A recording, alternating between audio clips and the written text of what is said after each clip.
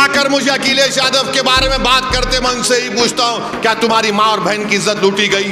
वो नाराज होता, बोले क्या बोल रहे हैं आप? मैं इसलिए बोल रहा हूं कि नहीं हुआ ना तो तुमको गम नहीं है, मैं देख के आया हूं। मुजफ्फरनगर के उन कैंपों में मैं गया था जहां पर लोग 6-6 महीने कैंपों में थे। कौन था मुख्यमंत्री? अखिलेश यादव था।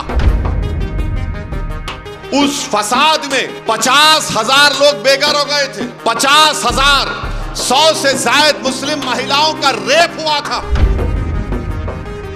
और नारे लगाते, भैया पे जवानी कुर्बान, कई की जवानी कुर्बान, हमारी औरतें कुर्बान हो गई। समाजवादी पार्टी उत्तर प्रदेश में अखिलेश यादव मुख्यमंत्री थे। मुजफ्फरनगर का फसाद हुआ 2013 में। मैं गया था मुजफ्फरनगर को।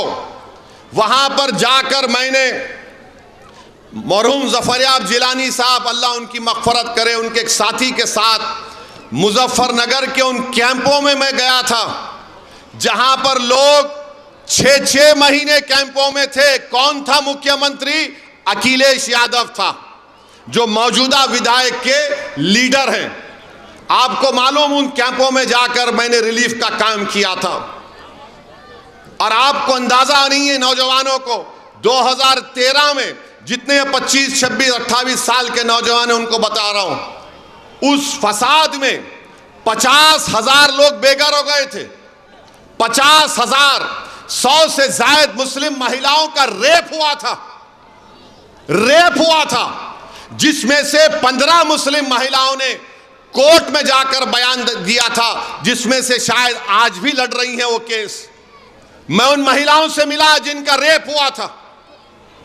मैं पूछना चाह रहा हूं, जब मुख्यमंत्री तुम्हारा था समाजवादी का और तुम मुख्यमंत्री हो, 50,000 लोग मुजफ्फरनगर के कांड में बेघर हो गए। और आज मुजफ्फरनगर से कोई आकर ये बोलेगा कि इनको वोट दो, पहले तुम अपने गिरबान में झांक कर देखो कि मुजफ्फरनगर के फसादात में महिलाओं का रेप जब हो रहा था, खेतों में ले जाकर भगा भगा कर उनकी अस्मत लूटी जा रही थी, कहां थे मुजफ्फरनगर के कायदीन? जब कहां थे अखिलेश यादव? कोई नहीं था। मैं गया वहां पर उन कैंपों में जाकर, मेरे ख्याल से उस लड़के का नाम शहबाज था जो मुझे लेकर गया था। मैंने उनको कैंपों में जाकर खाने का इंतजाम करवाया, उनको जो भी हम इमदाद कर सकते थे उस वक्त किए। मगर ये बोलना कि समाजवादी पार्टी बड़ी वो है, फुला है, अरे 50,000 आजादी के बाद इतने ज्यादा लोग एक इलाके से नहीं हटाए गए थे जो अखिलेश यादव के दौर में हुआ। और अखिलेश यादव को बोलते भैया आ गए, भैया। अरे काय का भैया ये? और नारे लगाते, भैया पे जवानी कुर्बान, कई की जवानी कुर्बान, हमारी औरतें कुर्बान हो गई, घरों बार लुट गया। ये और बात है कि आप भूल गए, मगर मैं नहीं भूला। जब कोई आकर मुझे अखिलेश यादव के बारे में बात करते, मैं उनसे ही पूछता हूं क्या तुम्हारी माँ और बहन की इज्जत लूटी गई? वो नाराज होता, बोले क्या बोल रहे हैं आप? मैं इसलिए बोल रहा हूं कि नहीं हुआ ना तो तुमको गम नहीं है, मैं देख के आया हूं। मैं उन अपनी बेटियों को देखा हूं उस वक्त जो पर्दे के पीछे से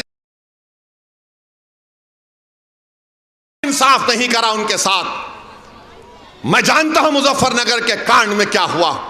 अब लोग बोलेंगे ये 2013 की बात 2024 में क्यों निकाल रहा है?